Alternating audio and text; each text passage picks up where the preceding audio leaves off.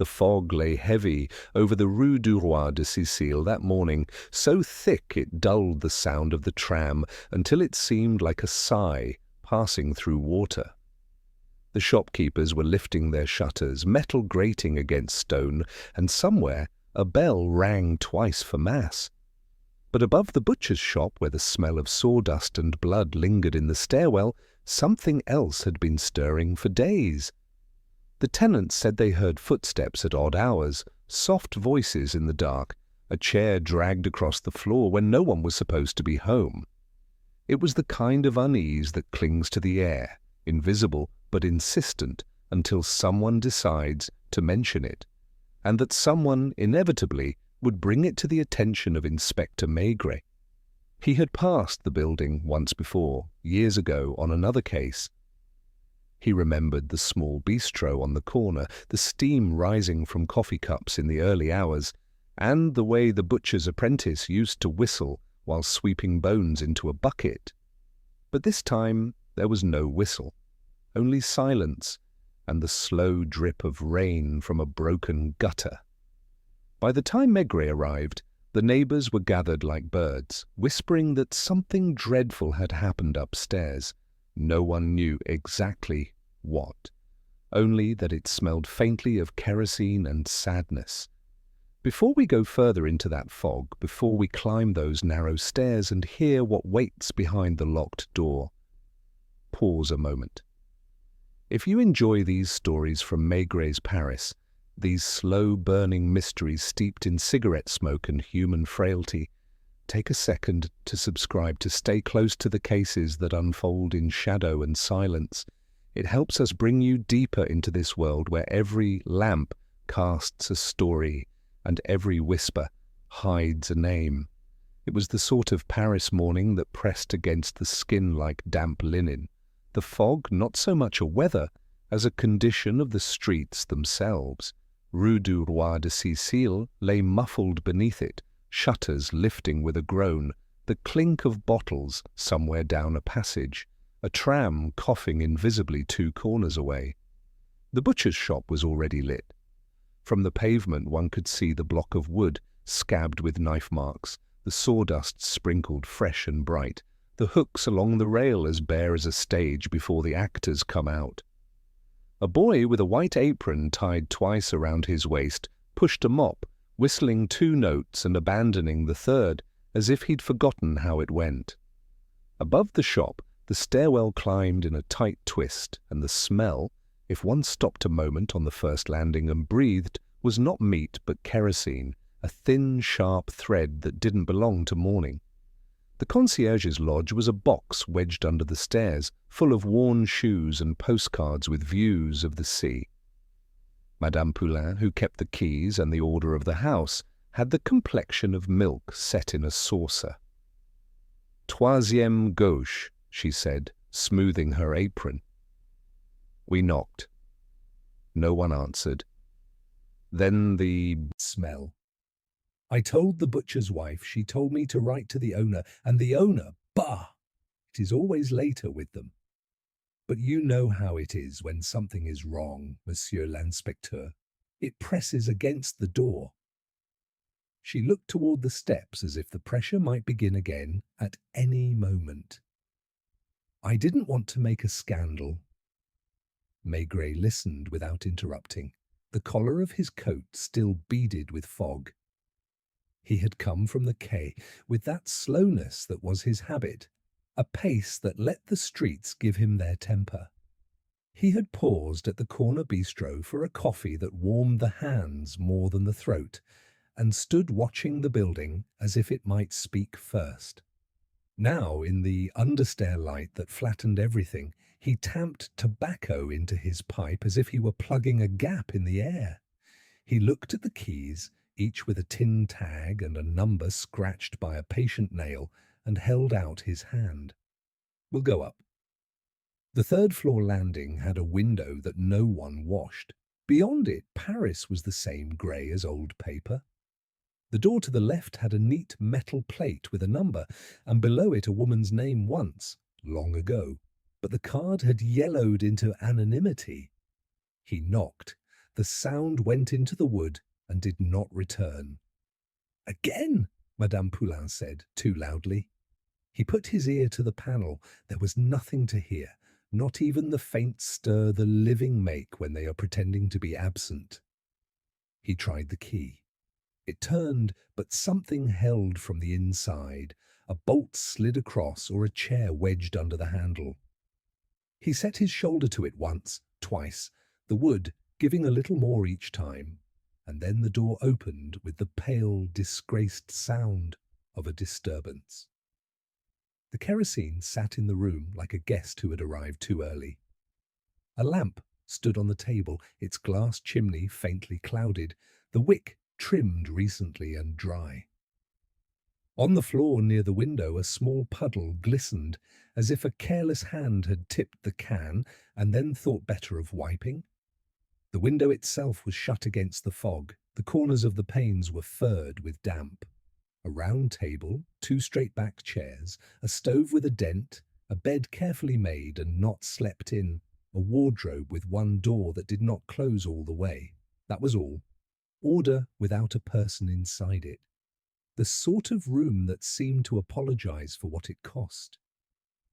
He stood still until his breath found a rhythm with the silence. What was wrong was not only the smell. The wrongness lived in the way the chairs had been arranged and then rearranged, in the fine dust swept into a little fan beneath the table leg, in the water, in the jug that had been poured and then left untouched. He crossed to the stove and put the back of his fingers to the iron. Cold. The ash in the grate had a shape as delicate as lace. He lifted the lid of the kettle. A thin rind of yesterday's boil clung to the sides. He set it down again and looked at the bed. The counterpane had been turned down and then smoothed up, a gesture interrupted and corrected. On the bedside table lay a cheap powder compact with a mirror crazed into a star. Under it, a ticket stub for the metro. 2 days old, he guessed, by the feel of the paper. He found her in the little room beyond, the place one could call a kitchen if one was generous. She lay on her side as if the nap had simply gone on too long, one hand near the skirting board, as if she had been about to push herself up. The posture of someone who believed there was no urgency in getting to her feet. The kerosene had tried to speak louder than she did. It had lost. Death has a smell that kerosene cannot learn to cover, not to a man who has been to rooms like this as often as he has to cafes. It is faintly sweet at the back of the throat, and it is old even when it is new. He crouched, not touching, looking. There was no violence visible, no bruise that would rouse a crowd. Her dress, a dark wool that could have belonged to any winter, had been darned at the elbow. The soles of her shoes were thin. He studied her face, the cheek turned toward the floor, the hair pinned cheaply, but with care. A woman who had always made a little do the work of enough. He straightened slowly, pipe forgotten in his hand. The stove here, too, was cold. On the counter, a cup had been washed and set to dry, the towel still damp where it hung, a small glare of whiteness in the dim room. He opened the window an inch. The fog pushed in as if it had been listening at the sill. Footsteps sounded on the landing, the concierge returning with someone. He went out to the sitting room and stood just inside the doorway, as if to give the room back to itself. The butcher's boy had come up with Madame Poulain, his apron now stained, as if he had been hugging his work. He had a face like a curious dog's, all attention and refusal at once. "We did not touch," the concierge said, breathless. "I told him, 'Paul, you do not go in, you wait for monsieur. But he is strong, you see, and the door—'" She spread her hands. The boy looked past Maigret into the room, and then down at his own knuckles. On the index finger of the right hand, under the nail, a dark crescent had lodged, the colour that clings after a certain kind of stain. He tucked the hand into his apron as if the cold had found it. "What do you sell downstairs, Paul?" Maigret asked mildly. "Meat," the boy said, surprised at the question. "It is a butcher's, monsieur." "And you carry it on your hands?" Paul laughed too quickly. "It is morning. We are not yet delivered. It is only sawdust." Sawdust does not make that colour, Maigret thought, not in that curve. He did not look at the hand again. "Who is the tenant?" The concierge's answer came in the tone people use when repeating something that has never lodged properly in their memory. "A mademoiselle, quiet as a mouse, pays the rent by the month, no visitors. The post brings nothing for her, or if it does, she fetches it herself. I have her name, of course, but it is the kind that slides off the tongue. Delaunay, or Delorme, something like that." He let the imprecision sit in the air a moment. "She works?" "She leaves in the mornings, returns late. Sometimes there is the smell of soup, sometimes nothing for days. In the night, lately, I heard a chair scrape, but people move chairs. It is not a crime to move a chair." "No," Maigret agreed. "It is not." He sent the boy back down with the message that no one was to come up, no one at all, not even to satisfy themselves that there was nothing to see. When they were alone, he asked Madame Poulain for the owner's address, the last receipt for rent, any note or complaint that might have passed. She rooted in a ledger whose pages smelled of damp and pride. "All is in order," she said, almost reproachfully, as if he had accused her of negligence. "One pays, one lives. That is how a house should be." He stepped back into the kitchen and took off his hat. The narrowness of the room made the kerosene seem bigger than it was. It sat on the shelf in a dented can half full, the cork forced in with a twist of rag. He lifted the can and weighed it in his palm, feeling the slosh. Someone had added to it recently. He put it down precisely where it had been. The dead woman's hand lay near the skirting board, the fingers slightly curled, the nails short and clean. The skin of the ring finger showed a paler band, as if a circle of metal had been removed not long ago. He felt the little resistance in his chest that came when the shape of a story announced itself but refused its name. Rings come off for reasons. Some are ordinary, some are not. The doctor came up from the chemist's 2 doors down where he had been buying something for a cough. He was the kind of provincial-minded Parisian who believed deaths should be tidy and statements brief. Together they did what one does. The doctor noted time and temperature in a small, ambitious hand. He frowned at the kerosene and then pretended not to notice it, as if smell were beneath a profession that dealt in pulse. "No marks of struggle," he murmured. "No hemorrhage. It is early for conclusions, of course." He said it like a man excusing himself from a dance. "You will want to know who she is." "Yes," Maigret said. His pipe had gone out. He did not relight it. He opened the wardrobe. Inside, 4 dresses, each with the shoulders shiny from wear, a coat whose lining had been mended with a different colour of thread, a hat with a small veil. In the bottom, a cardboard suitcase with a broken hasp. It contained 2 books, one a cheap novel with a café on the cover and an ending pre-guessed, the other a prayer book with a name written inside in a careful child's script. Armand something, the surname blurred by time and thumb. He kept the book open on his palm until the letters sharpened. Armand Rivaux. He said it once under his breath to see how it sat there. It did not feel wrong. He did not know yet if it was right. On the round table in the sitting room lay a blotter. He touched it. Dry. A pen stood in its glass like a thin reed. Beside it, a little stack of envelopes waited, blank and obedient, and a single sheet of paper folded once. He did not open it. There is a time for the inside of paper and a time for the outside. He studied instead the edges of the sheet, the way they had been handled, the faint grease of a thumb. He looked toward the window. Across the street the café had lit its lamps against the day, the windows clouded by the warmth within. A man in a grey coat paused beneath the third-floor window as if counting his steps, then put his hands in his pockets and moved on with deliberate indifference. People do not look up unless they have something to say to the sky. Downstairs the butcher's rail had filled with meat that swung slow and pink like thoughts in a heavy head. The boy, Paul, was scraping the block with his scraper, the rhythm even, the eyes occasionally flicking upward toward the ceiling, as if he had trained them to do it without being seen. When Maigret stepped into the shop, the smell of raw flesh laid a glove over the lungs. Madame Vacher, the butcher's wife, had a strong face and strong opinions.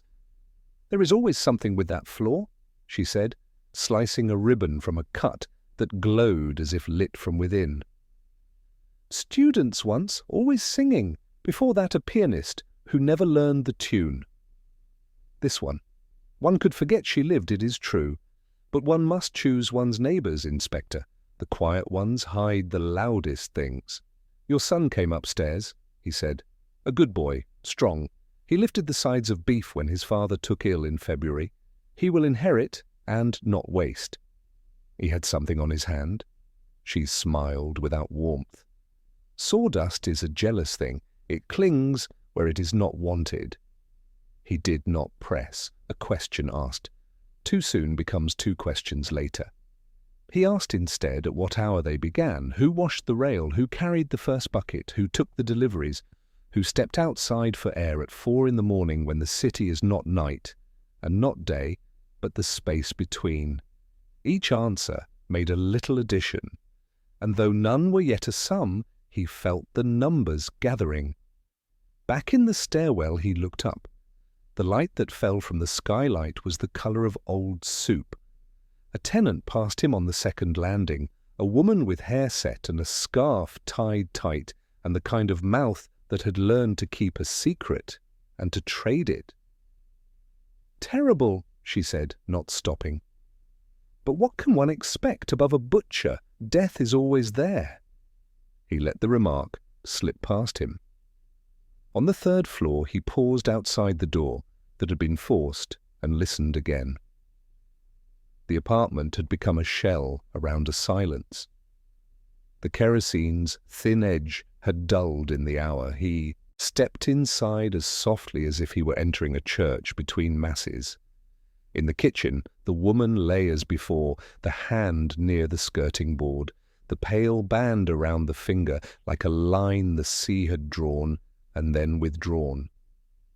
He took the folded sheet from the table and opened it.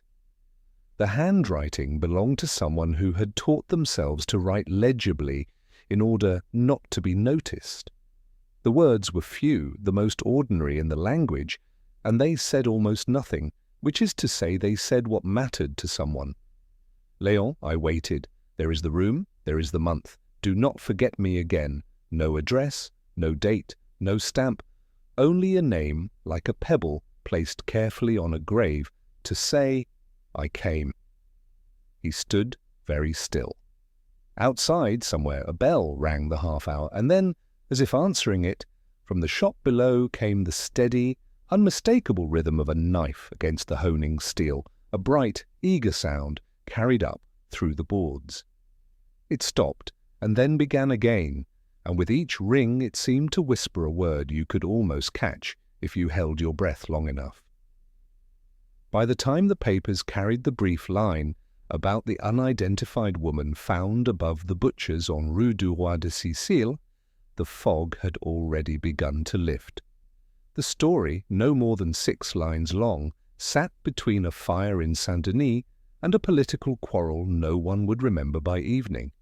It named no one, asked no questions, and gave the impression that the matter was already closed. But that was never how Maigret read his morning papers. He looked for what had been left out, the words not printed, the silence between lines. There he found what he needed most, a reason to keep the file open. He had returned to the Quai des Orfèvres with the compact, the letter, and the prayer book, wrapped in brown paper. Lucas had made a brief note on the incident, no more than 2 paragraphs, neat and impersonal. Suicide suspected, no sign of forced entry, cause pending verification, the standard vocabulary of closure.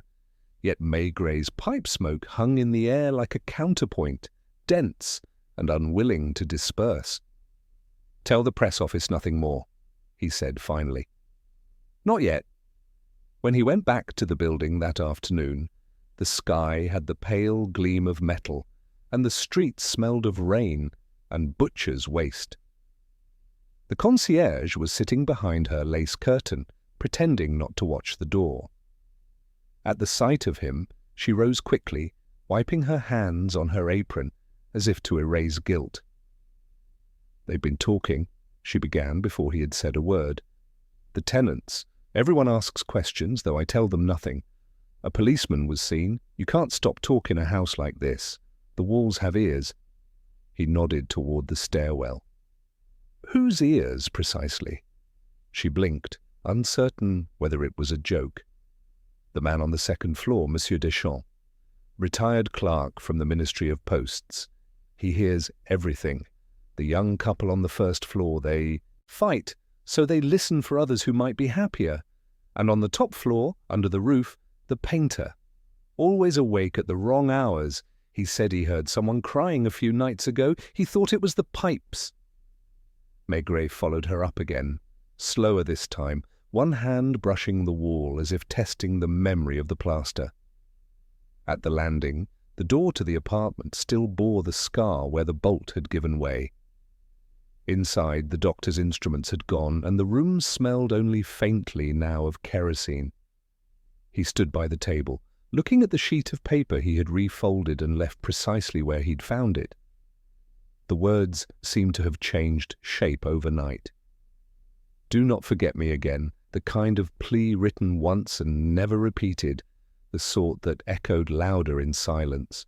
The window looked across to the café, where the same man in the grey coat had taken the same seat as the morning before. A newspaper shielded his face. A cup of coffee cooled beside him. Maigret watched without watching. There was always one who returned to the scene, not from guilt, but from the strange gravity of unfinished business. He went downstairs to the butcher's shop, where the rhythm of knives was back in full swing. Madame Vacher looked up from the counter, her sleeves rolled to the elbow, her face as red as her trade. "Still about the woman?" she said, not unkindly but without curiosity. "I told my husband it was bound to happen one day. These lodgings, people come and go like drafts." "Your son isn't here?" Maigret asked. "In the back room, sharpening. He has a gift for the edge. You should hear the way he makes a blade sing." "I have," said Maigret. She smiled thinly, perhaps hearing the weight in his tone. "You think he had something to do with it?" "I think he sharpens his knives early in the morning. That's when they need it most." He left her with that and went to the café across the street. The waiter knew him well enough to bring a calvados without asking. From his seat he could see the butcher's window and the apartment above. The man in the grey coat had gone, leaving his cup half full and a few coins on the saucer. A faint ring of condensation remained where his hand had rested. Maigret studied it for a long while before lighting his pipe again. Across the counter, the radio murmured a chanson about lost love. He wondered how many times in a career one could sit like this, between two silences, waiting for a voice that might never return. The landlady had mentioned letters. He went back to the apartment and opened the drawer beneath the writing table. Inside were envelopes with addresses begun and abandoned, Monsieur L., Rue Saint-Jacques, another Hôtel du Commerce, Rouen. Each halted before completion, as if the act of naming were too final. No stamps, no seals, just hesitation. Beneath them a small photograph, two figures at a riverside fair, blurred but unmistakably close. The woman's hair tied back with a ribbon. The man's face turned slightly away. Maigret took it to the window, letting the thin daylight catch the gloss. The edge had been folded once, then flattened again, as if under regret. He turned it over. On the back, a single word in the same hand as the letter, toujours, always. He set it down, feeling a weight in the air that did not belong to objects. The room seemed built for secrecy, yet incapable of keeping it. From below came the faint clatter of the butcher's hooks, like a percussion of guilt. He looked around once more, at the bed, the empty cup, the can of kerosene. Suicide, the doctor had said, but suicide rarely tidies up so well. And it never writes to someone named Léon and says, "Do not forget me again." Back at the quay, Lucas was waiting with a file. "We've checked the name you found in the prayer book," he said. "Armand Rivaux. There was a domestic registered under that name in Rouen 5 years ago, worked for a family named Leclerc, left without notice after a quarrel, nothing since." "Any mention of a Léon?" Lucas flipped a page. "One, Léon Leclerc, the family's eldest son, in the army at the time, transferred later to Paris." Maigret nodded slowly, the pieces aligning but not yet fitting. "Get me the address," he said. Then, after a pause, "and find out whether the family still keeps a butcher." Lucas raised an eyebrow, but didn't ask. He knew better than to interrupt when the inspector's voice took that tone. That evening, Maigret walked the narrow lanes near the river, where the air smelled of wet rope and iron. He stopped outside a tobacconist's, watching the reflection of the lamps in the puddles. The faces that passed were ordinary, anonymous, but somewhere among them was the shape of the story. A woman who paid her rent and spoke to no one. A butcher's boy with something under his nail. A man in a grey coat who drank coffee he never finished. And a name, Léon, written on a letter never sent. In his mind, the room above the butcher's remained lit, even as night spread through the city. He could still see the kerosene can, the folded note, the white line around the woman's finger. Each was a detail, but together they made a kind of music, a low, persistent hum that only stopped when truth was near. He turned up his collar against the drizzle and began walking toward the river, where the barges rocked in place like animals dreaming of distance. Paris was full of whispers, and some of them were louder than words.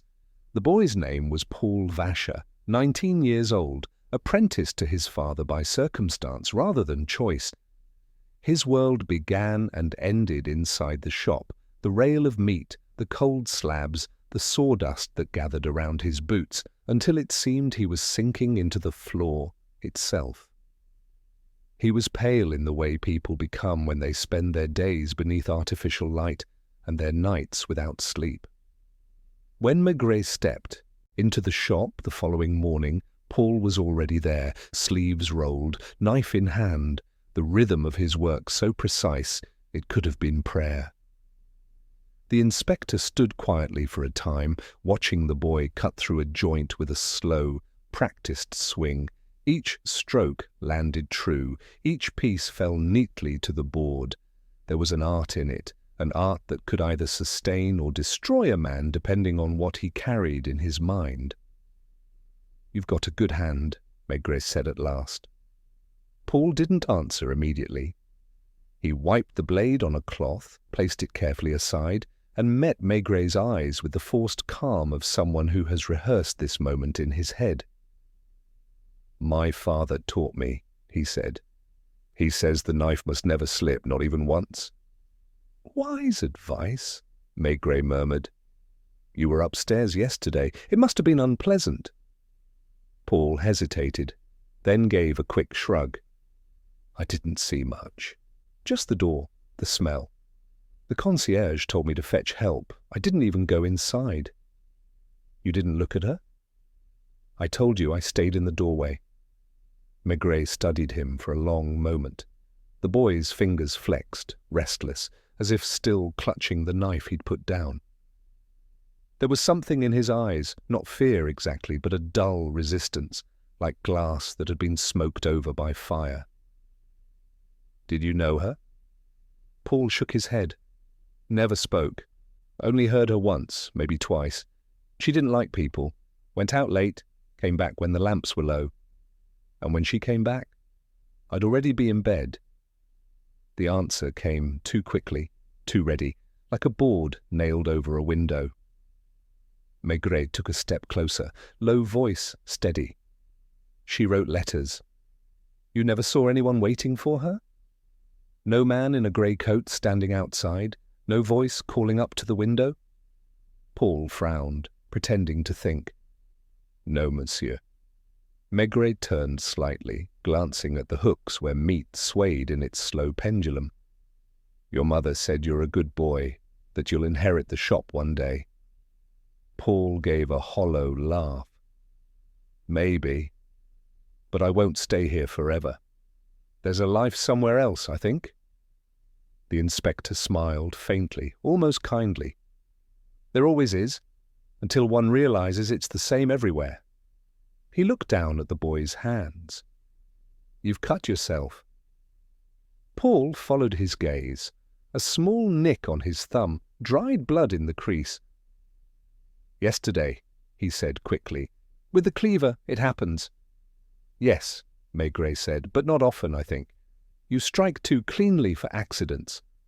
Madame Vacher appeared from the back, her face flushed from the heat of the stove. Inspector again, you'll frighten customers away with your long coat and your questions. Leave the boy to his work, please.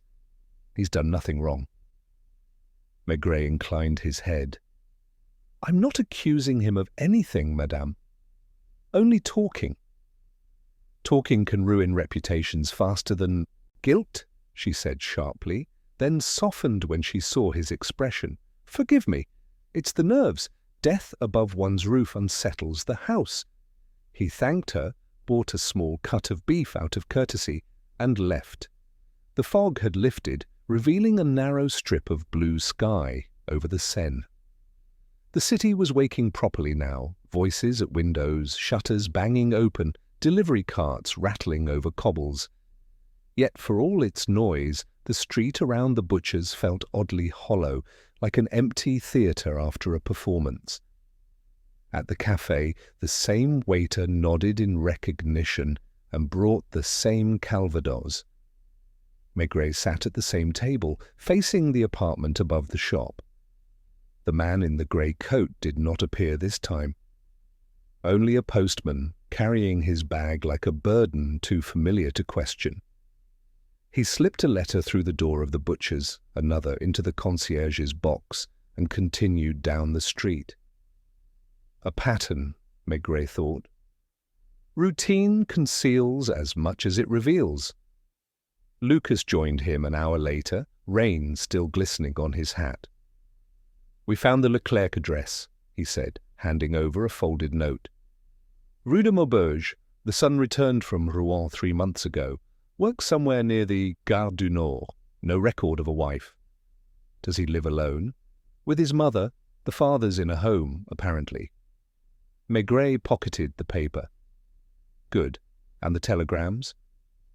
Rouen office confirmed one sent to a Mademoiselle Rivaux 2 weeks ago. No signature, but the address matches the butcher's building. That word again, Rivaux. The name in the prayer book, the shadow behind the letter. Maigret felt the slow pulse of certainty that comes not from evidence, but from repetition. We'll speak to him, he said. He didn't go immediately, though. Something kept him anchored to the butcher's street that afternoon. the sense that what he was chasing was not elsewhere, but still here, just beneath the noise of daily life. So he returned once more to the shop at closing time, when the counters had been wiped, the rails emptied, and the air hung thick with the ghost of raw meat. The boy was sweeping the sawdust into piles, humming low. "Still at work?" Maigret said, stepping inside. Paul started slightly but recovered. "There's always work." "Even after death upstairs?" The boy's hand froze on the broom. For a heartbeat, the shop was perfectly still. "We have to eat, monsieur. People still come for meat." "Yes," Maigret said quietly. "But the dead don't."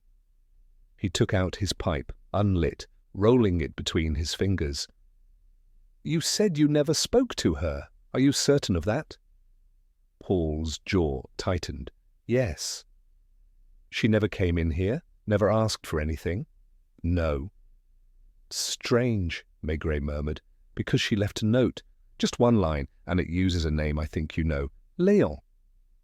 For the first time, the boy's composure faltered. His breath caught almost imperceptibly. Then he laughed, too loud, too forced. "Léon? It's a common name. Everyone knows a Léon." "Perhaps," Maigret said. "Perhaps one works nearby. Perhaps he wears a grey coat and stands in the rain outside the café every morning." He paused, watching the boy's throat move as he swallowed. "You should tell me what you know now, Paul, because silence grows heavier than truth." The boy shook his head. "You're wrong. I don't know him." Maigret stepped closer. "But you know her." Paul's hands tightened on the broom. His knuckles went white. "No." "Then tell me why you went upstairs 3 nights ago, before she died." The broom slipped from his grasp, clattering to the tiles. The sound rang too loudly in the empty shop. He bent quickly to retrieve it, but Maigret's hand came down gently on his shoulder. "Don't," the inspector said softly. "Just tell me what happened." The boy stared at the floor. His voice came thin and cracked. "I heard her crying.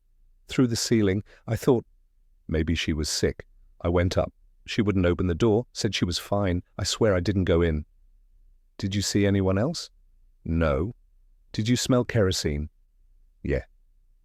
But I thought she'd spilled it." "She said she was cleaning. I believed her."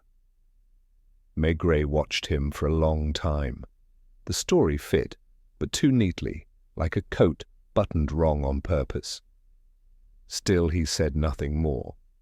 He let the silence stretch until the boy's shoulders trembled beneath his hand. Then he stepped back. "Go home early," he said quietly. "Tell your mother to close the shop for the night." "Why?" "Because when a story begins to smell of kerosene," Maigret said, turning toward the door, "it's better not to keep fire near it."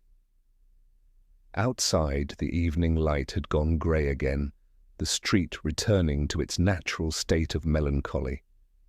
Somewhere down by the river, a barge horn moaned through the mist. Maigret lit his pipe at last and began walking slowly toward the Rue de Maubeuge.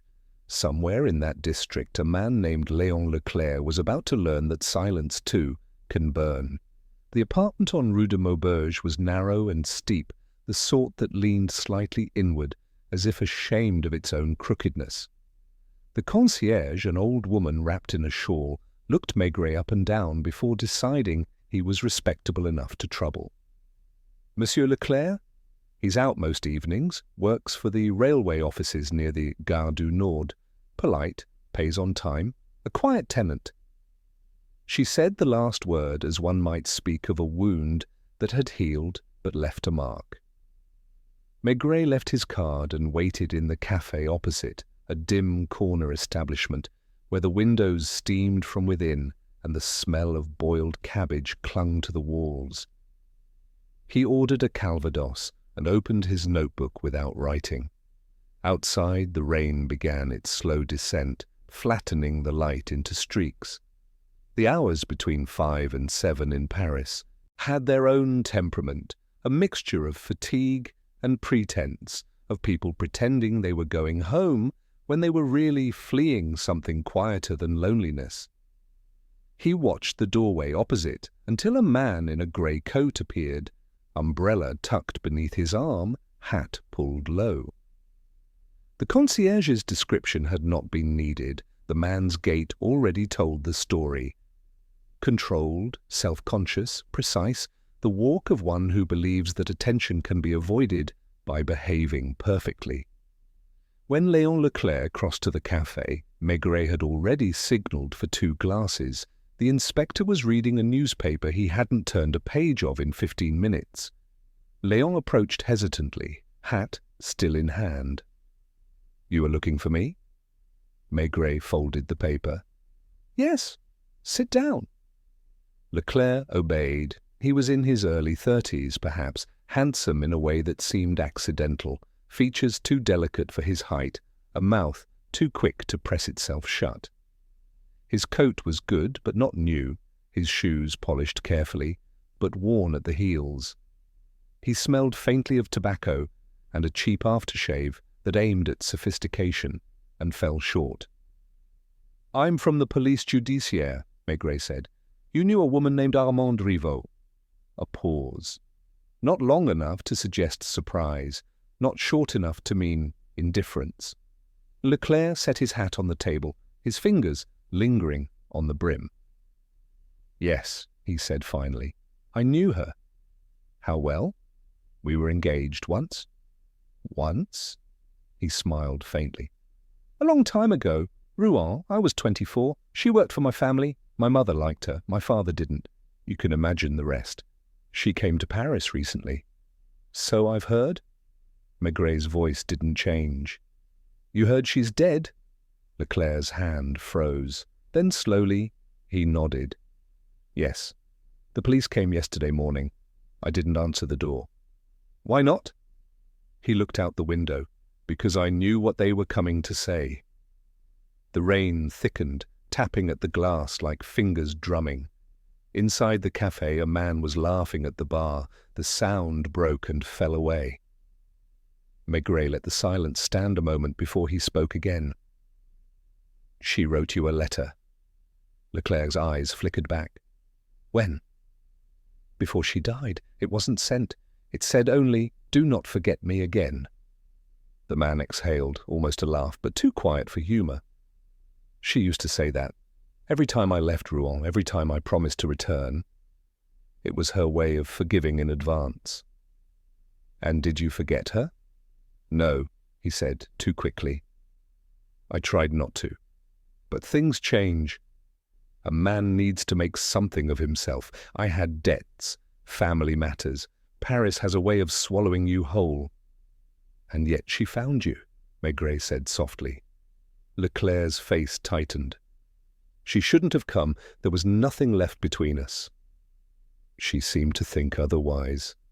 He rubbed his temples, avoiding the inspector's eyes. "I told her to go back to Rouen. I saw her once, 2 weeks ago, in the street." She looked tired. "Said she'd been ill. I gave her some money for the train." "But she didn't take it." Leclerc said nothing. The air between them thickened with the weight of what both already knew. Finally he said, Was it? "We don't know," Maigret replied. "There was kerosene in the room, but the wick was dry." He looked up sharply. "Then someone—" "Perhaps," said Maigret. "Perhaps not." "Tell me, Monsieur Leclerc, why did you go back to Rouen last month?" The man blinked, startled. "How do you—" "A telegram," Maigret said, "sent from there to her address." He hesitated again, then looked down. "I had business with my father's estate. She must have heard.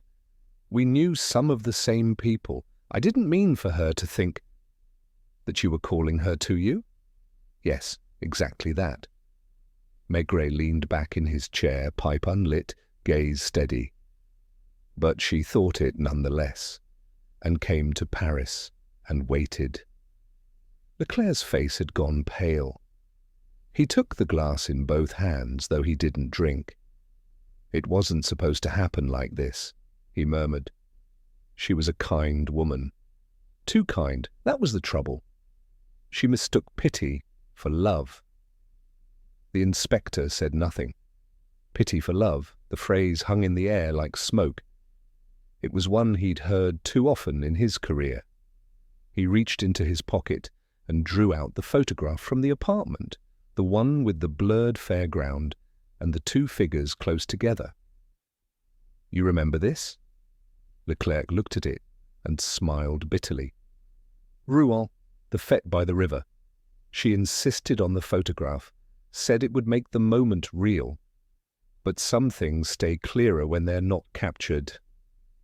"She kept it until the end?" Leclerc's shoulders sagged. For a moment, the facade of composure cracked. "I didn't kill her, Inspector," he said quietly. "I may have hurt her, yes, but not like that." Maigret believed him, not because of the words, but because of the exhaustion in them. Guilt for neglect had a different flavor than guilt for murder. Still, truth was rarely a single face. It had layers, like fog. He left the cafe at dusk. The rain had stopped, and the sky had that strange yellow glow that comes when Paris doesn't know whether to settle into night or turn itself back into day. The street lamps buzzed faintly, halos forming in the damp air. He walked past the Gare du Nord, where trains shuddered and hissed, iron beasts caged by schedule. Somewhere among them, Armande Rivaux had once stood, suitcase in hand, believing she was coming to a man who would remember her. Back at the quay, Lucas was waiting again. "What do you make of him?" Maigret hung his coat, sat down, filled his pipe slowly.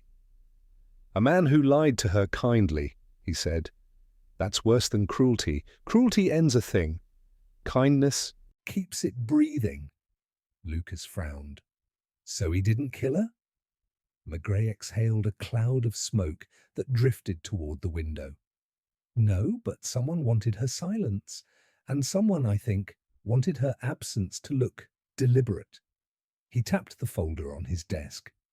"Go back to Rouen, find out where she lived before she left, and who helped her pack." When Lucas had gone, the inspector sat alone with the photograph. He placed it on the desk beside the letter and the compact mirror. The three of them formed a pattern, though he couldn't yet name it.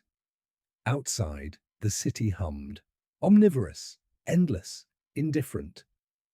Inside, Maigret watched the reflection of his pipe's ember flicker on the glass of the photograph, as if the fairground lights had come alive again for one last turn on the wheel.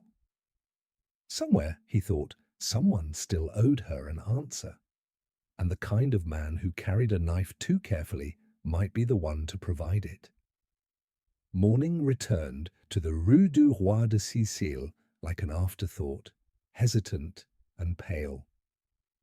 The butcher's shutters lifted with their usual complaint. The first delivery cart rattled away toward Les Halles, and from the bistro on the corner came the smell of boiled coffee and tobacco, that dull perfume of lives beginning again. But above the shop, the apartment where the woman had died remained dark, its curtains drawn like eyelids over a memory. Only Maigret's presence disturbed the order of things. He had taken his usual place at the cafe opposite, the same corner table, the same glass of Calvados, untouched, at his elbow. A thin fog lingered over the cobbles, enough to blur the outlines of the people passing, making everyone appear slightly misplaced, slightly guilty. He sat with his hat low, the smoke from his pipe curling in front of him, watching the facade of the building across the street with the patience of a clock. Nothing he had learned reveals a truth faster than stillness. People begin to act naturally when they think the watcher has forgotten them. At 9, the butcher's boy appeared, sweeping sawdust into neat piles. His movements were mechanical, stripped of rhythm, as though he were repeating a gesture that had lost its purpose. The mother came next, placing cuts of meat in the window with a composure too deliberate to be real. Customers trickled in. Conversation began again in cautious murmurs. Life, Maigret thought, has an indecent habit of continuing even when it shouldn't. The cafe owner, a man named Richet who had known Maigret for years, in the unspoken way that bartenders know their regulars, approached with a dishcloth still in hand. "You've been watching that building 3 days now," he said. "You waiting for it to confess?" Maigret smiled faintly. "Buildings don't lie, Richet. People do. But sometimes the walls remember what they won't say." Richet poured himself a small measure of Calvados and leaned on the counter. "The butcher's lad? He's the one you're after, eh? Always looked a bit too soft for that trade. Eyes like a rabbit, but the hands sharp. I've seen him carve a joint like it was nothing. There's something wrong with quiet boys like that. They hold everything in until it spills over." Maigret didn't answer. He was watching the upper windows again. One curtain had moved, just slightly, enough to show the outline of someone standing inside. He waited. The shadow retreated. Probably the concierge, he thought, or perhaps one of the curious tenants. Still, something about the movement felt timed, deliberate, like the faint exhale before confession. He stood, paid for his drink, and crossed the street.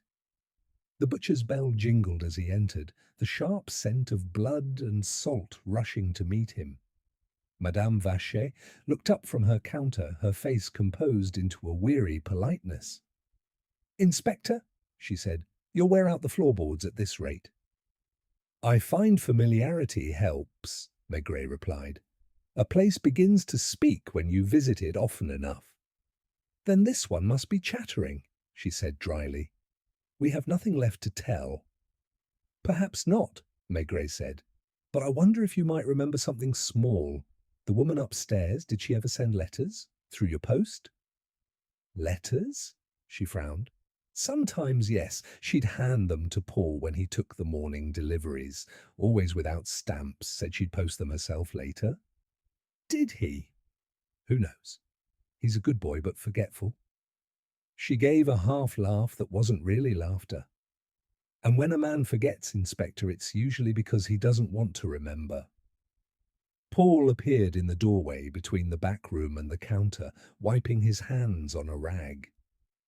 His face had the pale, sleepless look of someone haunted not by nightmares, but by the lack of them. Maigret turned toward him slowly. "You were upstairs again last night?" The boy froze. "No, monsieur. The concierge heard you. She's mistaken." "She's never mistaken about footsteps on her stairs." The boy's mouth opened, then closed. His mother looked sharply from one to the other, her eyes narrowing. "Inspector, please," she said. "My son has done nothing wrong." "Then he has nothing to fear," Maigret said, voice soft as ever. "But I'd like to know what draws him back to that door. The dead don't need company." Paul's lips moved soundlessly. Then he said, "I can't explain it. It's like she's still there. When I pass the stairs, I hear something.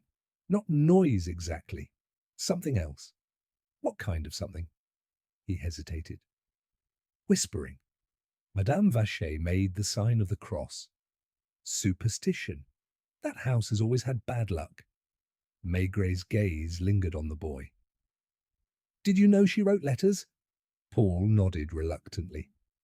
"Sometimes she asked me to take them to the post. I did, mostly." "Mostly?" "She gave me one a week before it happened. Said it was important, but I forgot. It was busy that day. I left it in my coat pocket, found it after." "Where is it now?" Paul swallowed. "Still have it. In the back." "Bring it," Maigret said. The boy disappeared into the storeroom, and the sound of drawers opening followed. Maigret and Madame Vacher stood in silence until he returned, holding a folded envelope, yellowed and unsealed. It bore no address, No stamp, just a single word scrawled across the front. Léon. Maigret took it carefully, unfolded it. Inside, only a few lines in the same hand as the other letter. I waited on the bridge at 8. You were late again. I will wait one last time. He looked up. Which bridge? I don't know, Paul said helplessly. She didn't say. I thought it was just a lover's quarrel. Maybe it was, Maigret murmured. Or maybe she kept her appointment. He folded the letter again, slid it into his pocket, and turned to leave. But before he reached the door, he paused. Paul, he said quietly, when you went upstairs the first time, what did you see on her table? The boy's brow furrowed. A lamp, a cup, some papers. Why? And a can of kerosene? He nodded. Yes. Was it open? I think so. Think or no? The boy hesitated, eyes unfocused as he searched memory. It was uncorked, he said finally. But, it wasn't full. How much was missing? I don't know. You didn't spill it? No! His voice rose too high, too sharp. I didn't touch anything. Maigret studied him for a long, heavy second. Then he nodded slowly and stepped out into the street, lighting his pipe against the wind. Across the way, Richer leaned out the cafe door, curiosity written plain on his face. Getting closer? He asked. Closer to something, Maigret said. I'm just not sure whether it's truth or pity. He crossed to the bridge at the end of the street, the Pont Marie, where the Seine split into its slow green arteries. The fog was thick again, muffling the city into a dream. He leaned against the stone rail, pulling the letter from his pocket, and read it once more in the lamplight. I will wait one last time. The ink had bled slightly, as if touched by damp fingers or tears. Somewhere beyond the mist, a barge engine rumbled low and distant, its sound like the slow beating of a buried heart. He looked down into the water, seeing nothing but his own reflection broken by ripples. He thought of the woman's small room, the quiet bed, the smell of kerosene that had not yet burned. He thought of the man who forgot, and the boy who remembered too much. Every city, he mused, has its bridges, and every bridge holds a promise someone didn't keep. Behind him, the bells of Notre Dame began to ring the hour. Another day had started, and somewhere in Rouen, or perhaps closer still, someone had begun to whisper again. The rain had followed him all the way to Rouen, that steady provincial sort of rain that doesn't dramatize itself like Parisian storms do. It simply falls, persistent and resigned, as though it has been raining since the beginning of time. The train hissed into the station under a low roof of smoke and steam. Maigret stepped down, collar turned up, suitcase in hand, and for a moment he just stood there, breathing in the scent of iron and wet earth. The city felt smaller than he remembered, slower, as though time itself moved differently here. It was the kind of place where people still looked up when someone passed, where news travelled by word of mouth before it ever reached a paper. He walked from the station toward the river, his boots clicking on the cobbles. The shop windows glowed faintly through the mist, displaying mannequins in outdated dresses and hats with feathers curling like tired promises. In Rouen the war had passed, but not departed. It lingered in the cracks of the walls, in the cautious way people spoke to strangers. And it was here, amid this half-forgotten quiet, that a telegram had been sent to a woman who would never read another one. The Hôtel du Commerce was a narrow building near the quay, its sign swinging gently in the wind. Inside, the air smelled of boiled onions and tobacco. The proprietor, a heavy man with a genial expression that didn't reach his eyes, recognized Maigret's police credentials immediately and grew cautious. "Ah, the Paris inspector," he said. "You're asking about Mademoiselle Rivaux, I suppose?" "Yes, she stayed here. Quiet woman, paid in cash, hardly spoke a word. When was that? 3 weeks ago, maybe a bit more. She came alone, one small suitcase, stayed 4 nights, then left without saying where she was going. Maigret nodded. Did she receive any mail while she was here? The man rubbed his chin. One telegram. I remember because it came late, nearly midnight. The boy was closing the office and I told him to deliver it right away. You recall who sent it? No name, just a signature, L. I asked her if she wanted to reply. She said no, but she was pale, Inspector, like she'd seen a ghost. After that she stopped eating, sat by the window for hours. On the 4th morning, she packed and left before breakfast. Did she leave anything behind? The proprietor thought for a moment, then disappeared into the back room. He returned with a small parcel wrapped in paper and tied with string. She forgot this in her drawer. I was keeping it in case someone came for it. Maigret untied the string carefully. Inside was a folded scarf, wool, worn thin, and beneath it a photograph. A young man in uniform, smiling with the uncertain pride of someone who has not yet learned what war does to the face. On the back, a name written in the same fine hand as the letters from Paris. Léon Leclerc, 1917. He held the photograph a long moment before sliding it back into its paper. You said she sat by the window. Which one? 2nd floor facing the street? Maigret climbed the narrow staircase, each step creaking as though complaining. The room smelled faintly of soap and something sweeter, the ghost of perfume. A basin stood empty, a small table by the window, a chair tucked neatly underneath. He stood by the glass and looked down. From here one could see the post office across the square. The boy from the hotel hadn't had far to walk that night. A telegram at midnight, why so late, and why unsigned? He left the hotel and crossed to the post office. The clerk on duty, a young man with a thin moustache, recognized the date immediately when shown the telegram number from the case file. Yes, I handled that one. It came from Paris, Quai des Orfèvres district. The sender brought it in himself, insisted it be delivered at once, looked nervous, paid in cash. You remember his name? The clerk shook his head. He didn't give one, only the initial L, and he asked if I could promise it would reach her before morning. Describe him? Tall, maybe 40, wore a grey coat. Maigret smiled faintly. The grey coat again. Paris had sent its shadow even here. He spent the afternoon tracing small threads. An old neighbour who remembered Armand Rivaux from years before, a dressmaker who'd seen her on the street days before she left. Everyone described her the same way, quiet, polite, but distracted, as if her thoughts were always walking ahead of her. She had the look of a woman waiting, said one, the kind who stands at stations long after the train's gone. By dusk, the fog had thickened until the lamps along the river were just small, trembling halos in the mist. Maigret stood on the bridge, coat collar wet, pipe forgotten in his hand. The water below was black and restless. Somewhere downriver a barge horn moaned. He thought of her standing there that night, telegram in hand, the ink still damp. Her heart caught between hope and resignation.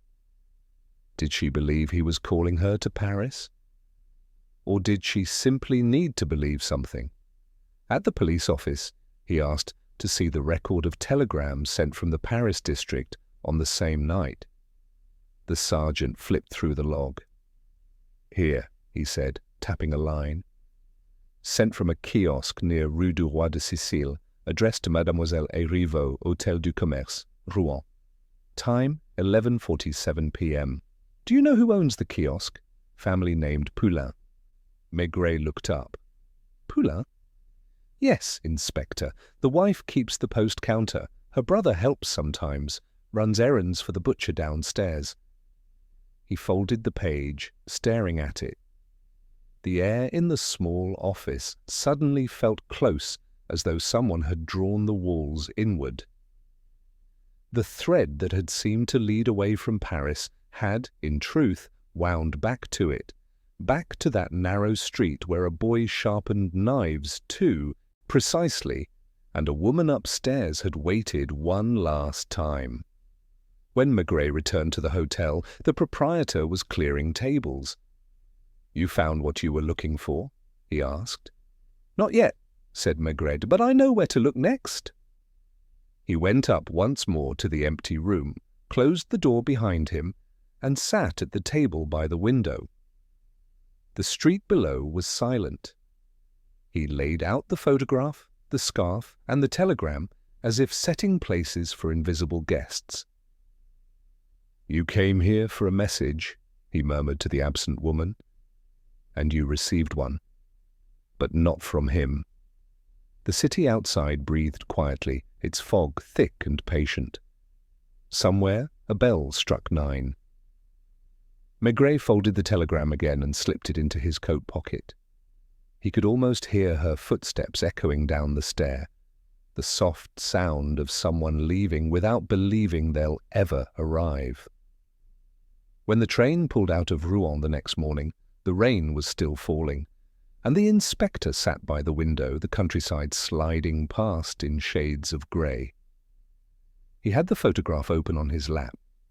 The face of Léon Leclerc smiled up at him, but the eyes seemed older now, touched by some quiet deceit. Beneath the smile lay another expression entirely, the look of a man who had learned how to let others wait for him. As the train rattled toward Paris, Maigret tamped his pipe and thought about the Poulain, about the telegram kiosk, about the thin scar of kerosene on the floor above the butcher's. Somewhere in all that ordinariness there was design. Somewhere someone had decided that silence would look more believable than murder. The city appeared at last, through the mist, roofs glistening like slate under water. Maigret leaned back in his seat, eyes half closed. "You never forgot her," he muttered under his breath, "but you let her believe you did. That's the cruelest kind of remembering." And outside, the rain went on falling, indifferent, endless, as if to wash away every word that had ever been written and every promise that had never been kept. Paris greeted him with a different kind of silence, denser, more knowing, as though the city itself had heard what he had learned in Rouen and chosen to hold its breath. The sky hung low and heavy, a bruise above the rooftops. By the time Maigret reached the Quai des Orfèvres, the lamps were already burning yellow against the mist. Lucas was waiting, hat in hand, his face pale from the long day. "You were right," Lucas said without preamble. The Poulain boy did run errands for the butcher. The telegram was sent by him that night, paid for in cash, no sender listed. And the handwriting? The kiosk ledger shows he filled it out himself. He copied the text from a scrap of paper. Whose handwriting was on the scrap? Lucas hesitated. "We don't know. The paper's gone." Maigret nodded slowly. "Gone?" he repeated. "Everything vanishes in that house except guilt." He tapped his pipe against the edge of the desk, then added quietly, "Did you find the boy?" "Not yet. He didn't come home last night." That was answer enough. The inspector reached for his coat again. "He's hiding," he said. "Not running, hiding. There's a difference." He walked out into the damp night, his heavy steps echoing on the stones of the Pont Saint-Michel. The air smelled of coal smoke and wet paper. The boy would not have gone far. Fear makes people cling to the places they know. There were only so many rooms in Paris that would take a runaway butcher's apprentice. By dawn, Maigret had his answer. A call came from a small boarding house on the Rue des Trois Frères, up near Montmartre. A nervous landlady reported that a young man, pale and shivering, had taken a room under a false name and paid for 2 nights in advance. "He looks ill," she said. "I thought perhaps— well, you understand, monsieur." Maigret arrived just after 8. The boarding house smelled of boiled coffee, damp clothes, and the kind of loneliness that never leaves the wallpaper. The woman who ran it wore her hair in tight curls and her suspicion like perfume. "He's in number 6, she whispered. Didn't sleep. Walked about half the night. I heard him talking to himself. "Thank you," Maigret said, and climbed the stairs. The corridor was narrow, the floorboards giving slightly under his weight. Outside door number 6, he paused. There was no sound, only the faint odour of tobacco. He knocked gently. "Who is it?" "Inspector Maigret." Silence. Then after a moment, the sound of movement, a chair scraping, a hesitant step. The door opened just enough for one eye to appear in the gap. "Go away," the boy's voice whispered. "I can't, Paul," Maigret said softly. "If I go away, the noise in your head won't." The door opened a little wider. Paul looked as though he had aged 10 years in 2 nights. His hair was damp, his collar unbuttoned, and his hands shook when he tried to light a cigarette. "I didn't kill her," he said immediately. "Then tell me what you did." "I only took the message. That's all, I swear." Maigret entered and closed the door behind him. The room was small, a bed, a chair, a washstand with a cracked mirror.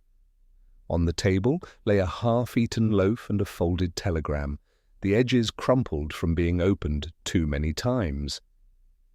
"You sent this," Maigret said. "I only copied it," the boy insisted. "The butcher told me what to write. He gave me the money and said it was for her." "The butcher?" Paul nodded miserably. "He said it was important, that I should send it that night, no matter the hour. I didn't ask why. You don't ask questions in that shop. You just do what you're told." "And the words?" Paul closed his eyes. "Come to Paris. I am waiting. L, that's all it said." Maigret felt a slow, deep cold spread through him. The letter she received, the one that sent her from Rouen to her death, had not come from Léon Leclerc at all. It had been written by someone else, someone who wanted her to believe. "Why would your master send such a message?" he asked. The boy shook his head. "I don't know. I swear I don't. He said she was family. He said she needed help. I didn't think—" "No," said Maigret, "you didn't." He picked up the telegram from the table, his thumb brushing the thin paper. The handwriting was careful, deliberate, the work of a man used to marking accounts, not composing lies. "Where is he now?" Paul hesitated. "At the shop, I suppose." "Not if he's clever," Maigret murmured. He turned toward the window, looking out at the slate rooftops and the faint wisp of chimney smoke rising into the rain. "He'll be at the river. People who want to be rid of something always go to water." The boy's voice trembled. "He told me not to say anything. He said people wouldn't understand." "Understand what?" Paul looked down, his throat working as he swallowed. "That she was his sister." Maigret turned slowly. "What did you say?" "That's what he told me, his half-sister. Different mothers. He said she'd been in trouble years ago, that she wanted money, that she was threatening to come to Paris if he didn't help. He said he was tired of her letters, tired of being shamed." The inspector stood very still, the pipe in his hand forgotten. The air in the little room felt heavy with damp and guilt. "And when she came?" The boy looked at him helplessly. "He said he'd take care of it."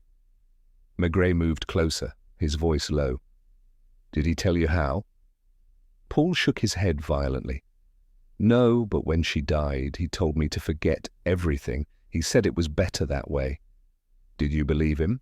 "No," the boy whispered, "but I wanted to." Maigret put on his coat again, You'll stay here until I send for you. Do you understand?" Paul nodded. "You think he killed her?" "I think," said Maigret, "that he wanted her to stop waiting." He left the boarding house without another word, the rain falling steady on his hat brim. The tram lines hummed faintly in the distance, and the smell of wet bread drifted from a bakery nearby. Paris was waking up, indifferent as ever. He walked until the air cleared the fog from his thoughts. A half-sister, a forged telegram, a letter never sent, pieces of a puzzle arranged by a man who had spent too long surrounded by knives and silence. By the time he reached the market square, the light had turned the colour of pewter. A cart rattled past, loaded with crates of poultry, feathers escaping into the air like small, startled ghosts. He turned toward the Seine. The river was swollen, grey, and slow-moving, its surface flecked with the debris of the city. Somewhere, he thought, not far from here, a man was standing at its edge, wondering if the current could wash away blood that no one had seen. Maigret drew his coat tighter and began to walk. The investigation, which had begun with whispers above a butcher's shop, had found its way back to the same street. But the voice he was following was no longer a whisper. It was beginning to speak. The Seine was swollen with the season's rain, sluggish and brown, its surface the colour of tarnished pewter. It carried small things with it, branches, torn paper, a child's wooden hoop broken in half, and the faint oily sheen of the city's runoff that caught the light of the lamps in bruised patches of gold. Maigret stood on the Pont Marie, hands buried in the pockets of his coat, pipe unlit. The river had a patience he recognized in himself. It accepted everything that fell into it and gave nothing back until it was ready. Down on the quay, 2 gendarmes stood beside a fisherman's boat, talking quietly. One of them turned when he saw Maigret's hat. "They found it at first light," he said, "caught on the reeds near the embankment." The inspector walked down the steps, his breath ghosting in the cold air. The fisherman was a small man with a face like old leather, his hands wrapped around a cigarette that had gone out long ago. He gestured toward a bundle lying on a sack. Inside was a woman's handbag, soaked and heavy. The clasp had rusted shut. "Where exactly?" Maigret asked. "Just beneath the bridge, near the piling," the fisherman said. "I thought it was rubbish until I saw the shape." Maigret knelt, flicked the clasp open with the blade of his penknife. Inside, everything was sodden. A powder compact cracked across the mirror, a single key tied with string, and a folded note sealed inside a small envelope. The ink had run in places, but the handwriting was still legible. "Forgive me for not waiting longer." He read it twice, his eyes unmoving, then folded the paper back inside the envelope. "When did the tide change?" he asked quietly. "An hour ago." "Then she threw it in yesterday afternoon," Maigret said to himself. He handed the bag to Lucas, who had arrived from the quay. "Get this to the lab, have them check the key. I think it opens something we've already seen." They walked back across the bridge together, their footsteps hollow in the fog. The bells of Notre Dame were tolling somewhere behind the mist, the sound muffled and vast. "You think she wrote it herself?" Lucas asked. Maigret didn't answer at once. "The paper was dry inside," he said finally. "She wrote it in the room above the butcher's, and then someone, perhaps the same someone, dropped it into the river later to make it seem final." They reached the street where the butcher's shop sat, its windows now clean and orderly, the sawdust swept. It looked, as all shops in Paris eventually did, as though nothing had happened. Madame Vacher was standing by the door, her apron tied tight, her expression wary. "You're back," she said. "I usually am," Maigret replied. "You found something?" "Perhaps." He looked toward the stairs that led up to the 3rd floor. "Where is your husband?" "In the back, preparing a delivery." "I'd like to see him." She hesitated, then nodded toward the door at the rear. Inside, the smell of raw meat hung thick as smoke. Vasha stood at the table, sleeves rolled, knife moving in slow, deliberate strokes through a side of beef. He didn't look up when the inspector entered. "I heard you were in Rouen," he said. "Find what you were looking for?" Maigret watched the knife rise and fall. "You sent the telegram." The butcher's wrist paused only for a fraction of a second. Then the rhythm resumed. "If you say so." "You told the boy to send it. You dictated the words. 'Come to Paris. I'm waiting. L.' You wanted her to believe her brother called her back." Vacher set the knife down gently, wiped his hands on a rag. "You've got quite an imagination for a policeman." "She was your half-sister," Maigret said. Now the man looked up. His eyes were small and tired, but steady. "Who told you that?" "Your apprentice. And the telegram log. And the handwriting. It's all the same story." He smiled faintly, a weary, almost tender expression. "Half-sister, yes. My father had a second family after the war. She was from that one. Came here once years ago asking for help. I gave her what I could. But she kept coming back. There's no end to that sort of thing." "She wrote letters." He nodded. "Too many." "And when she came to Paris?" He shrugged. "I told her to leave." "She wouldn't. She said she'd ruin me. Said she'd tell my wife, my son. She wanted money, more every time. You can't reason with someone who lives on memory." "So you sent for her," Maigret said. "You made her believe Léon wanted to see her. And when she arrived..." The butcher's hands stilled again. "She wouldn't stop crying, said I owed her. That we were family, that blood meant something. I tried to make her understand. She wouldn't. You poured the kerosene." His jaw tightened, but he didn't deny it. "I wanted to frighten her, to make her leave. She said she'd tell the police. I pushed her back, just a little, and she fell. Hit her head on the stove. There wasn't much blood, but enough to know she wasn't getting up again." The words hung in the air like smoke. Even the flies seemed to pause. "You staged the scene," Maigret said softly. "Opened the can, left the wick dry, so it would look like suicide." "I couldn't let my boy find out, or my wife. You've seen her. She'd never forgive that kind of scandal. You don't know what shame does to a house, Inspector." Maigret nodded slowly. "I know," he said. For a moment neither of them spoke. The sound of the city filtered faintly through the walls, the rumble of a tram, a voice calling somewhere far off, the endless whisper of rain. Then Vacher said almost gently, "You'll arrest me, I suppose." "Yes." "Do it quietly, for my son." Maigret looked at him for a long time. The man had returned to his work, wiping his hands carefully, setting the knife back in its place as though order could absolve him. He had the look of someone who understood what he'd done and had already begun to live with it. When they led him out, Madame Vacher didn't cry. She just stood by the counter, eyes fixed on a stain that wasn't there. Paul was nowhere to be seen.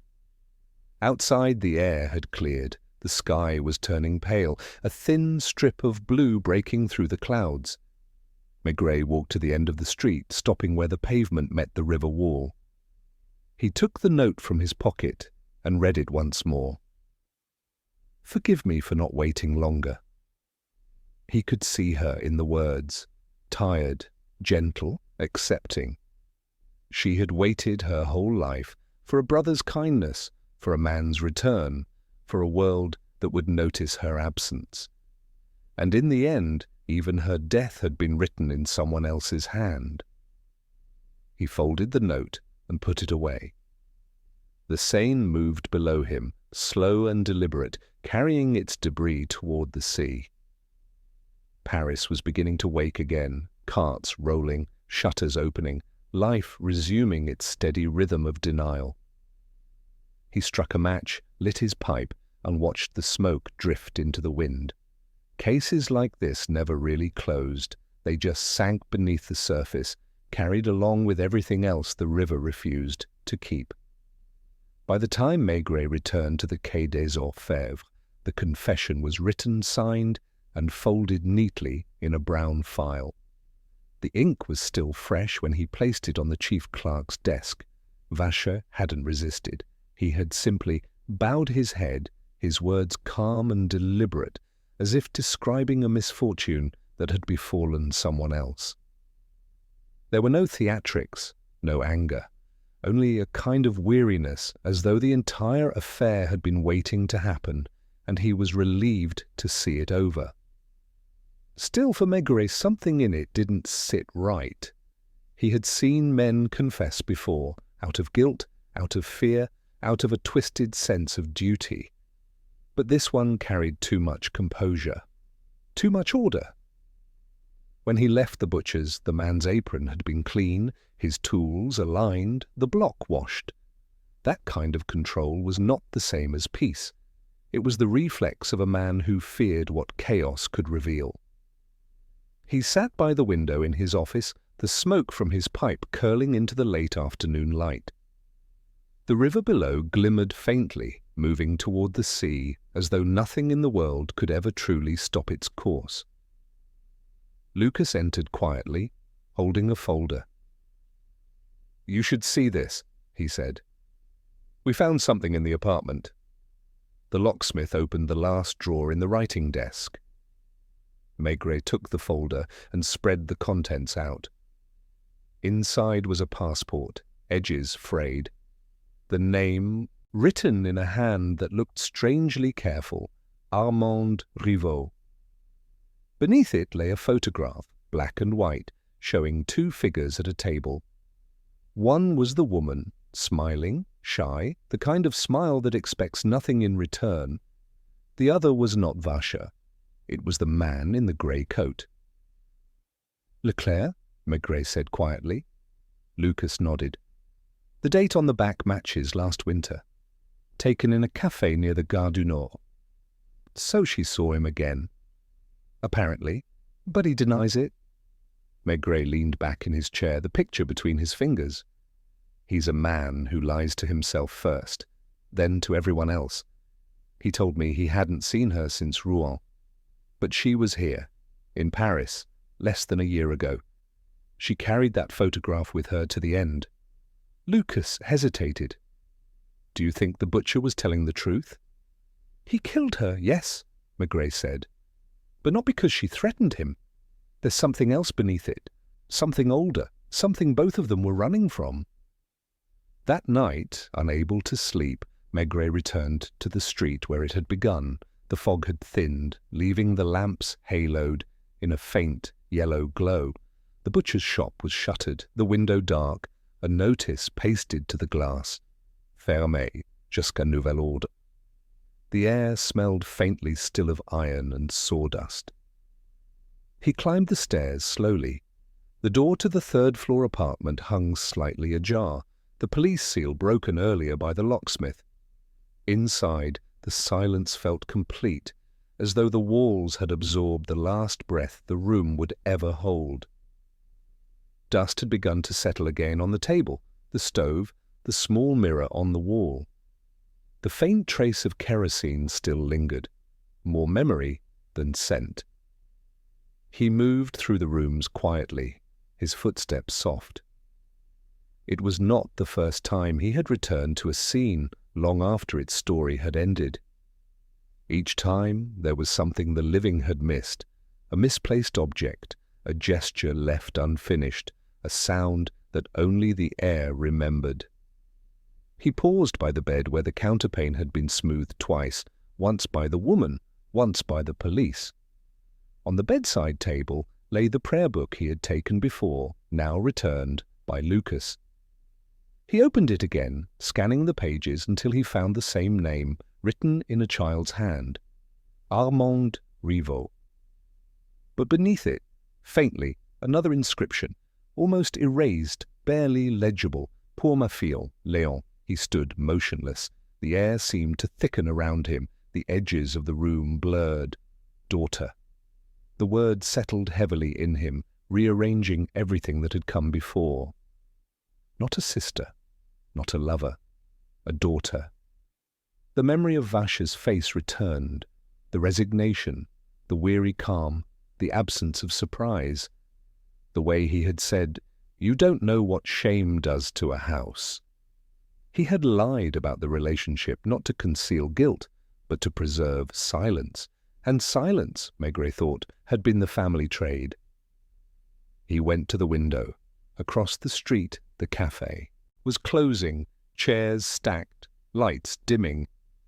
The man in the grey coat had not returned. Perhaps he had gone back to Rouen, or perhaps he was still somewhere in the city, nursing a quiet relief that he was not the one on trial. But in the stillness of that hour, Maigret could almost see him sitting there again, head bowed over a cold cup, the past hanging from his shoulders like the damp air. He turned back to the room. On the table, beside the cold lamp, lay a small box he hadn't noticed before. It was wooden, unremarkable, with a brass latch that clicked softly when he opened it. Inside, 2 rings, one plain gold, worn thin, the other with a small chip of glass set where a stone had once been. The faint circle of lighter skin on the woman's finger had matched the first. The second, he suspected, had belonged to her father. He closed the box, his eyes tracing the shape of it in his hands. The case had begun with whispers and ended with silence, and yet the silence said more than anyone's words could. A woman had come to Paris seeking memory. A father had tried to erase her, to hide the evidence of his past behind sawdust and respectability. And somewhere in between them stood a boy who had learned too early that obedience can kill. Outside, a carriage passed, its wheels hissing over the wet cobblestones. Maigret glanced toward the door. The corridor stretched long and dim, a single gaslight flickering at its far end. For a moment he thought he saw movement, a shadow, or perhaps only the echo of one. He walked toward it slowly, his shoes silent on the worn boards. At the very end of the corridor was a small window looking out over the courtyard. Rain streaked the glass. Beneath it, a low table had been left behind, its drawer half open. Inside lay nothing but a folded slip of paper, the ink faded almost to nothing. He held it up to the light and read, barely breathing. "He still doesn't know I exist." He stood there a long time, the paper trembling slightly between his fingers. Then he folded it, put it back, and shut the drawer. The wind rattled faintly against the panes, a thin, persistent whisper like the one the boy claimed to hear on the stairs. When he stepped outside again, the first light of dawn had begun to rise behind the rooftops. The air smelled clean, emptied. He walked down the street, past the butcher's, past the café, until the sound of the river reached him again, a slow, endless murmur beneath the bridges. Somewhere, he thought, she had forgiven him. But forgiveness, like the Seine, never stops moving. It only carries what it cannot bury. The next morning, Paris seemed almost kind. The fog had thinned, the roofs glistened, and the scent of fresh bread drifted through the narrow streets like a promise that life could still begin again. The headlines spoke of politics and prices, not a word about the woman above the butcher's shop. Her name, which had carried such quiet gravity in the rooms where she lived and waited, would vanish before midday into the anonymity that swallows the forgotten. For the city, It was already another day. For Maigret, it was the end of one that refused to end. He sat at his desk in the Quai des Orfèvres, the window open to the sound of the river. On the table lay the prayer book, the 2 rings, and the confession that had tied everything into a clean knot. It was too clean. He had written the final report the night before, each line measured and professional. But beneath the words he felt the grain of another story pressing upward like damp through wood, a story the law could neither name nor punish. He reread the confession once more. Vacher had admitted it all in calm sentences that could have been copied from a ledger. How he had sent the false telegram. How she had arrived expecting kindness and found instead the old, heavy shame that families carry across generations like a hidden debt. How the quarrel had broken her last strength. How he had staged the scene to make it look merciful rather than cruel. He had even written the note, "Forgive me for not waiting longer," in her hand, pressing the pen into her lifeless fingers so the police would think she had chosen her own exit. The paper trembled slightly in Maigret's hand as he read.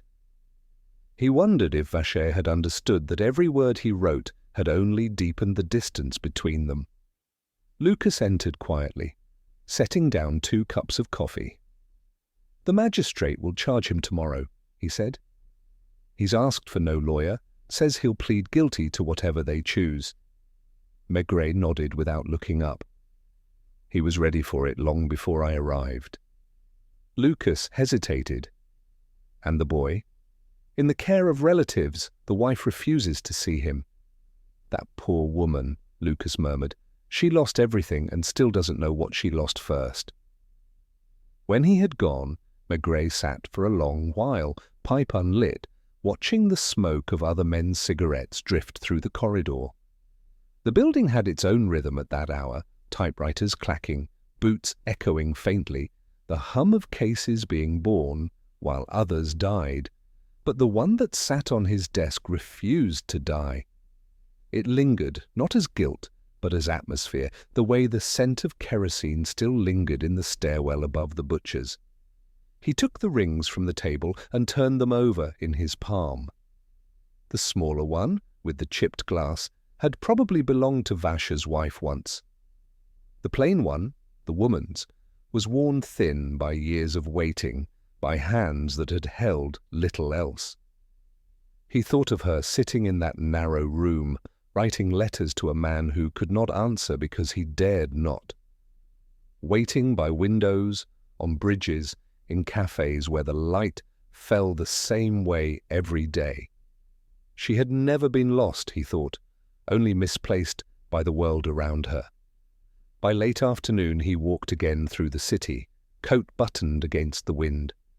The Seine had receded a little, its edges littered with driftwood. On the Pont Marie, the same fisherman was mending his net. When he saw Maigret, he nodded politely as if they were old acquaintances who shared a secret too mundane to name. "Nothing new in the water today," the man said. "There never is," Maigret replied. He leaned on the stone balustrade, looking down. The river reflected the fading sky in long, broken streaks. Somewhere downstream, a barge bell clanged, slow and solemn. He thought again of Armand de Rivaux, of the life she had carried like a wound, too deep for words. He thought of Vacher, sitting in his cell now, perhaps relieved, perhaps empty, and of the boy who would remember not what his father had done, but how quietly he had done it. The city's lamps were coming on one by one, their reflections trembling on the water. Maigret lit his pipe at last and drew a slow breath. The smoke rose and mingled with the fog until neither could be told from the other. He stayed there a long time, until the light faded and the bells began to toll the hour. A woman passed behind him, her shoes clicking softly on the stones. Somewhere in the distance, a tram rang its bell, and a dog barked once, answered by another, across the river. ordinary life, resuming, inevitable, without pity. Later he walked to the small cafe opposite the butcher's, the same one he had watched from every morning of the case. Richer greeted him with a nod and poured his usual glass without asking. "So it's over?" he said. "As much as these things ever are." Richer leaned on the counter. "You caught the man. That's what matters." Maigret smiled faintly. "It depends on what you call catching. Sometimes the truth isn't a net. It's the water running through it." The cafe was nearly empty. Outside, the fog had thickened again, swallowing the edges of the street. Through the window, Maigret could just see the outline of the shuttered butcher's shop. For a moment, he thought he heard a faint sound, footsteps, a chair moving, but it was only the wind against the door. Still he listened, out of habit. The city was full of echoes, and some never entirely stopped. He finished his drink, left a few coins on the counter, and stepped out. The street was deserted. The light above the shop flickered once and went out. He stood there for a while, coat collar high, watching the shadows gather where the apartment had been. The building gave nothing away. It stood as it always had, solid, indifferent, its secrets absorbed into its walls. When he finally turned to leave, the rain began again, soft as breathing. He walked slowly toward the river, the smell of wet stone rising around him.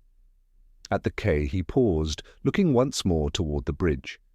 Somewhere beneath that dark surface lay the reflections of everything the case had left behind: a letter, a scarf, a lie spoken kindly. At the Quai des Orfèvres, another file would soon take its place on his desk, another story with its own ghosts. But he knew that when he walked past a butcher's shop again, anywhere in Paris, he would remember this one. The silence above it, the faint scent of kerosene, the soft scrape of a chair moving in an empty room. He drew one last breath of the river air and exhaled slowly, as if releasing the case with the smoke. The mist closed in again, and Paris, vast and endless, swallowed the sound of his footsteps. And somewhere above the city, in the echo between two empty rooms, a whisper lingered, no louder than a sigh, but clear enough for a man like Maigret to hear. It said nothing more than what he already knew: that truth, like guilt, never really disappears. It only settles quietly, waiting for someone patient enough to listen.